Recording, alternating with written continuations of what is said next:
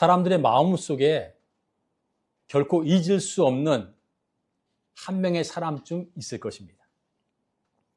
어쩌면 그 사람의 얼굴이 마음에 떠오를 수 있습니다. 그 이름이 아직도 내 마음을 불편하게 할 수도 있습니다.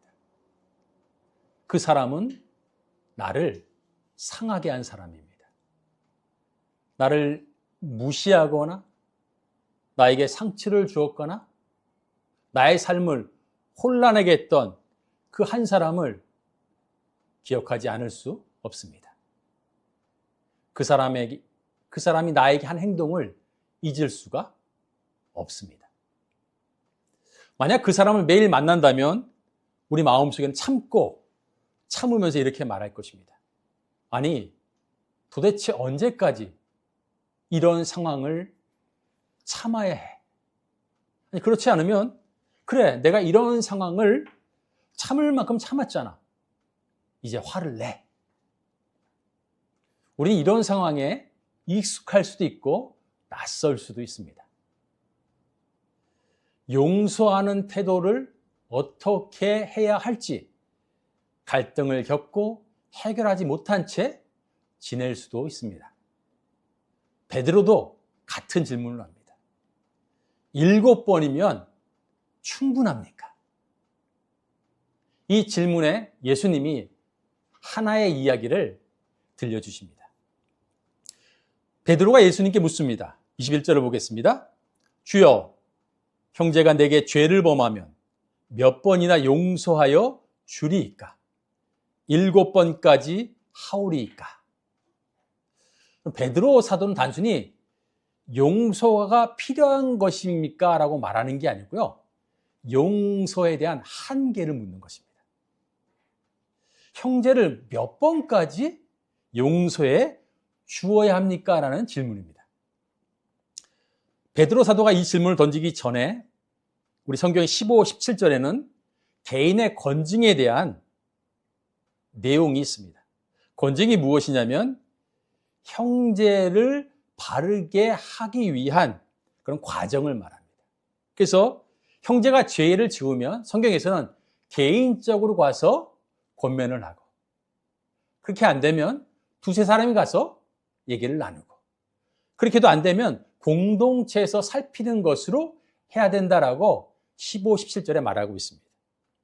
그런데 여기서 말하는 죄는 나에게 잘못한 관계적인 죄를 말합니다. 거짓말했다거나 상처를 주었다거나 모욕을 했던 그런 행동 등을 의미하는 관계에서 일어난 죄를 말하는 것이죠. 그래서 베드로는 형제의 이런 죄를 어느 정도까지, 아니 7번 정도까지만 참으면 되는지 궁금했습니다. 당시의 랍비들은 죄를 지으면 3번은 용서해야 된다라고 가르쳤다고 합니다.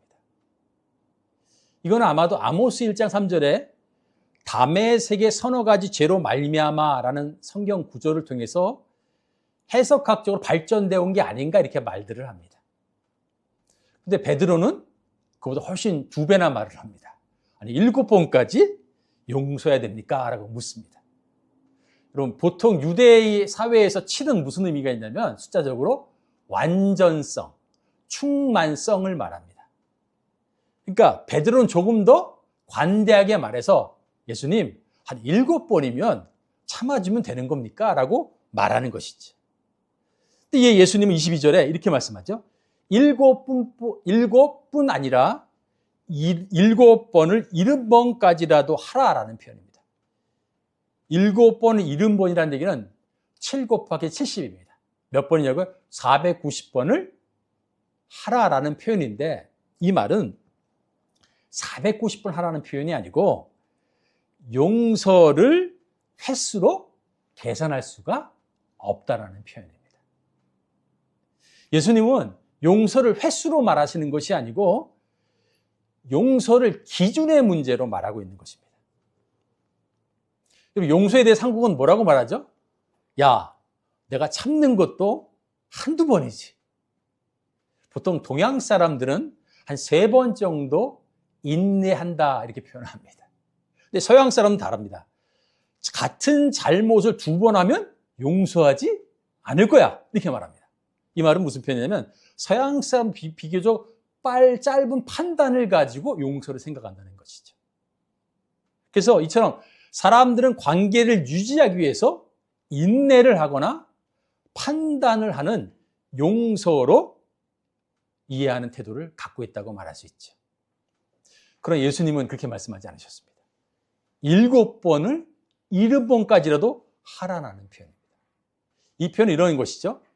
용서를 얼마만큼 했느냐라는 생각에서 결국 베드로가 먼저 뭐라고 말하냐면 회수로움이잖아요. 한 7번이면 되겠습니까? 라고 말하죠. 왜냐하면 사람들은 관계를 통해서 자신의 용서의 기준을 잡습니다. 그리고 용서의 한계를 계산합니다.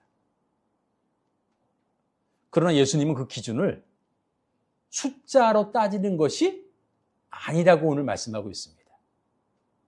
예수님은 인내와 판단의 잣대가 아닌 전혀 다른 기준을 용서로 말씀하고 있습니다. 베드로의 질문은 이런 얘기죠. 얼마나 용서해야 합니까? 라고 했다면 예수님의 대답은 어떤 기준으로 용서하느냐에 대한 것입니다. 우리는 왜 용서를 할 때 계산을, 셈을 하는 것일까요? 예수님은 베드로에게 천국의 용서 기준을 비유로 말씀하십니다. 23절 보실까요? 천국은 그 종들과 결산하려 하던 어떤 임금과 같으니라고 말합니다. 어떤 임금이 종들과 결산을 하려고 합니다. 여러분, 여기서 말한 종은 단순히 노예를 말하는 것이 아니라 관리자로 재정을 맡은 책임자를 말합니다.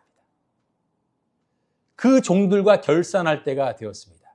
그런데 그 종들 가운데 1만 달란트를 빚진 종이 있었습니다.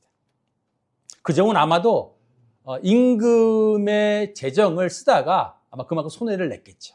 그래서 임금의 재정을 제대로 관리하지 못했던 것입니다. 그래서 임금이 25절에 이렇게 말하죠. 갚을 것이 없는지라 주인이 명하여 그 몸과 아내와 자식들과 모든 소유를 다 팔아 갚게 하라 라고 말합니다. 이렇게 보면 너무 엄격한 것 같지 않습니까? 이게 그래도 여태까지 알고 지냈는데 어떻게 이렇게 말할 수 있을까? 그러나 그 당시에는 빚을 갚지 못하면 본인뿐만 아니라 아내와 자녀가 노예가 되고 그리고 모든 재산을 다 몰수하는 법적인 조치가 있었습니다. 그래서 이 말을 듣는 당시의 사람들은 당시에 이거는 참 당연한 조치였어라고 생각을 했다는 것이죠. 종은 26절에서 이렇게 말하죠. 그 종이 엎드려 절하며 이르되 내게 참으소서 다 갚으리이다. 여러분, 갚을 길이 없는 종이 어떻게 하겠습니까? 몸을 낮춥니다. 간절히 간청을 합니다. 내게 참으소서 다 갚겠습니다라고 하는 표현은 저에게 시간을 주십시오라고 말하는 것이죠. 그런데 여러분 1만 달란트가 아주 큰 돈입니다. 한 달란트는 6천 데나리온입니다. 1데나리온은 하루 품삯입니다. 그러니까 한 달란트는 한 사람이 16년을 일해야 그나마 모을 수 있는 돈이죠. 그런데 그것이 1만 달란트입니다. 와, 그러면 이 말은 평생을 갚아도 갚지 못하는 돈이라는 것입니다. 그러고 보면 종은 시간을 달라고 했지만 실제로는 어떤 것이죠? 갚을 수 없는 빚이었습니다. 그런데 27절에 그 종이 주인을 불쌍히 여겨 놓아보내며 그 빚은 탕감하여 주었더니 이 임금은 종을 불쌍히 여겨 풀어줍니다. 1만 달란트의 빚을 면제해 줍니다. 왕은 종이 갚을 수 없는 빚을 탕감한 것이죠. 여러분, 탕감하다는 이 단어의 뜻이 앞에서 말한 용서하다라는 단어와 같은 뜻입니다. 여러분, 임금이 종을 용서한 것은 종의 가능성을 보아서 그랬을까요? 그렇지 않습니다. 임금이 용서한 것은 불쌍히 여겨서 시작된 것입니다. 주인이 그 종을 너무 불쌍히 여겼기 때문에 더 이상 갚지 않아도 된다라고 해서 그 빚을 탕감해 준 것입니다. 여러분, 갚을 수 없는 빚을 탕감해 줬습니다. 이것이 이 비유가 말하는 천국의 용서의 비유, 용서의 기준이라는 것을 말하고 있는 것이죠. 여러분들, 갚을 수 없는 빚을 탕감받았다면 우리는 어떻게 이해하겠습니까? 갚아도 갚을 수 없는 돈을 탕감받았다면. 여러분, 탕감받은 종이 자기에게 빚진 동료가 있었습니다. 그 빚진 동료를 만나서 위협을 합니다. 28절을 볼까요?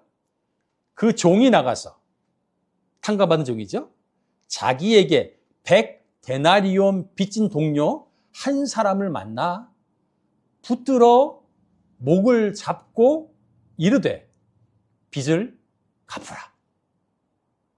100데나리온이면 3개월치 봉급입니다. 그 돈을 갚으라고 목을 잡습니다. 흔듭니다. 다그칩니다. 돈을 내놓으라고. 이때 빚진 동료가 29절에 이렇게 하죠. 엎드려 간구하여 이르되 나에게 참아 주소서 갚으리이다. 이 표현이 탕감받은, 지금 돈을 빌려준 자신이 임금인 주인한테 했던 말과 동일한 표현입니다. 나에게 참아 주소서 갚겠습니다. 그런데 이 탕감받은 종은 어떻게 하죠? 그 요청을 거절하고 그를 감옥에 거둡니다. 돈을 낼 때까지. 이 용서하다라는 단어는 어떤 거냐면 놓아주다, 그 다음에 보내다, 빚을 탕감하다라는 표현입니다. 탕감받은 종은 동료를 놓아 보내주지 않았습니다. 주인이 그 사실을 들었습니다. 다시 탕감받은 종을 부릅니다. 32, 33절을 보면 악한 종아, 내가 빌기에 내가 내 빚을 전부 탕감하여 주었거늘 내가 너를 불쌍히 여긴과 같이 너도 내 동료를 불쌍히 여김이 마땅하지 아니하냐. 화가 난 주인은 빚을 탕감한 그 종이 다 갚을 때까지 옥졸에 넘겨버립니다. 왜 그랬을까? 주인은 그 불쌍히 여김받은 기준으로 탕감받은 그 종이 행동을 해야 된다고 물은 것입니다. 그런데 불쌍히 여김받은 그 종은 불쌍히 여김받은 그 기준으로 살지 않았습니다. 여러분, 사람들은 보통 자신을 참아달라고 하면서 상황 탓을 합니다. 내가 이런 상황 때문에 이렇게 됐어. 그런데 다른 사람이 잘못하면 책임지라고 합니다. 그리고 그 사람 탓을 합니다. 왜냐하면 사람들은 자신에게 유리한 방향으로 생각하는 경향이 있기 때문입니다. 이처럼 자신에게는 긍휼을, 타인에게는 정의를 적용하는 것이죠. 오늘 탕감받은 이 종이 그렇게 했습니다. 그래서 주인은 긍휼한 태도를 보이지 않은 그 종의 모습을 보며 그가 행한 것과 같은 기준으로 감옥에 가두었습니다. 종은 주인으로부터 은혜를 받았습니다. 그런데 그 은혜의 기준으로 살지 않았습니다. 도무지 갚을 수 없는 빚을 탕감받은 사람의 모습이 아니라 이 사람은 여전히 자신의 생각 가지고 계산하는 모습을 보였을 뿐입니다. 여러분, 그러면 우리는 어느 상태에서 있는 것일까요?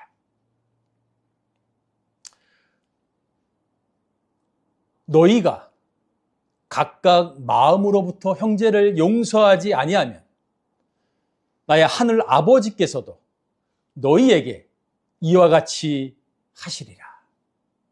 35절 말씀입니다. 여러분, 예수님은 마음으로부터 용서하라고 말씀합니다.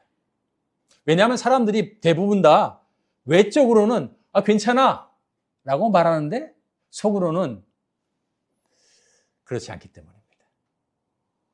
중심으로 용서라는 말이 예수님의 용서의 기준입니다.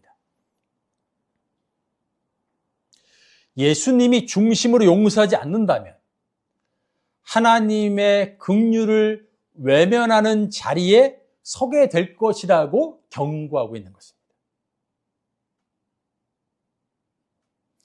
그렇다면 정말 우리는 마음으로부터 용서할 수 있는 존재일까요? 예수님이 하루는 성전에서 가르침을 하고 있었습니다. 그 앞에 가늠한 여인을 데리고 왔습니다. 서기관과 바리새인들이 이렇게 말합니다. 율법에는 돌로 치라고 했는데 예수께서는 어떻게 말씀하시겠습니까?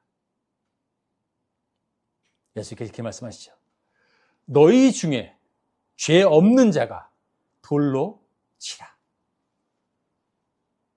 그러자 시간이 지나면서 나이 많은 사람부터 나이가 적은 사람까지 한 사람 한 사람 그 자리를 피해갔습니다. 시간이 지난 다음에 예수님 묻습니다. 우리밖에 남지 않았느냐? 예수님 그 여인을 향해 여자여라고 하는데 여인이여라는 여인이여.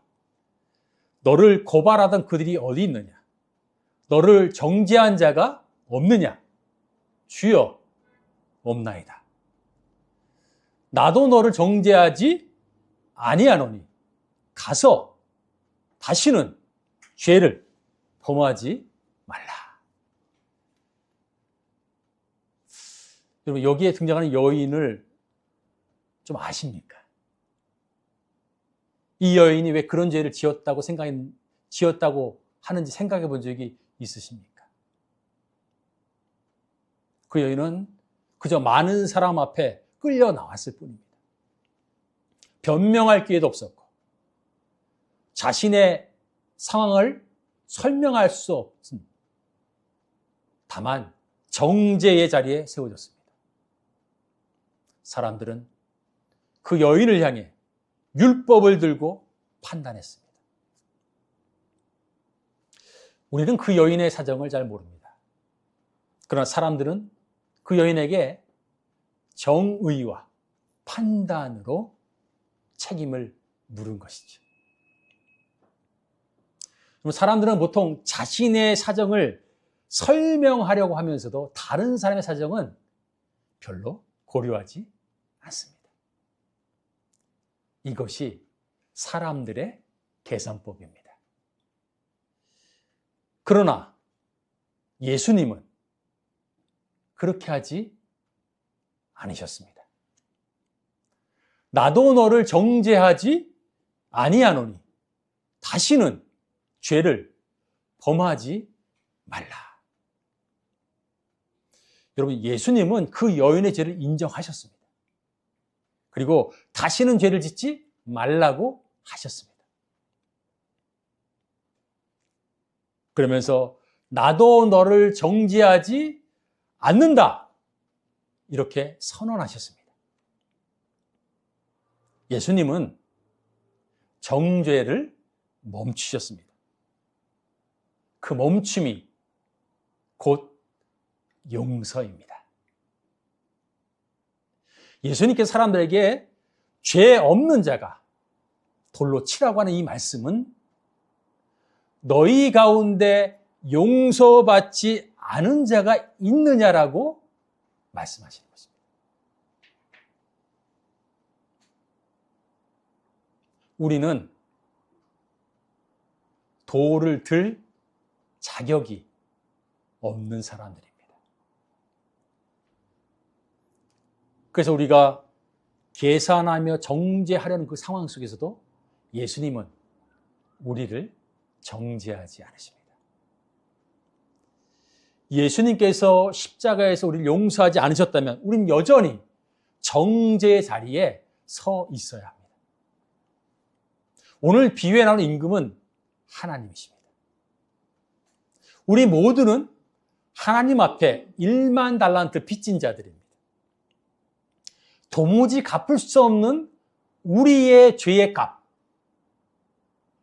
그 값을 예수님을 통해 탕감받게, 용서받게 하셨습니다. 우리의 1만 달란트, 도저히 갚을 수 없는 빚으로 우리를 놓아 주셨습니다. 이것이 우리의 용서의 기준입니다. 우리는 하나님께 도무지 갚을 수 없는 빚을 탕감받은 사람들입니다.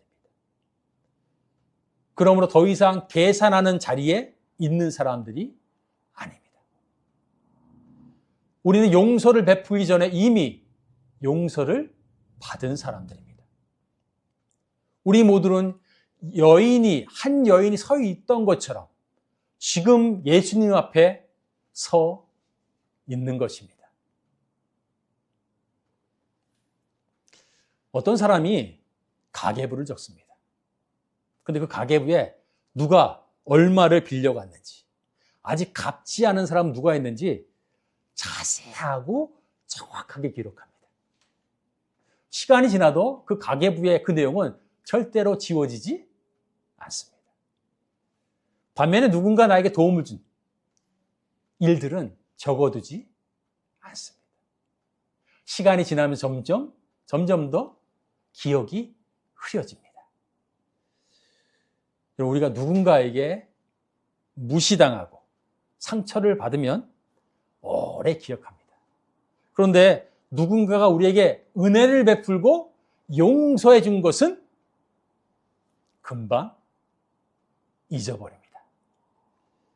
그럼 계산은 오래 남고 은혜는 빨리 사라집니다. 하나님은 우리의 죄를 용서하셨습니다. 우리는 그 죄의 아래 그 용서 아래 서 있습니다.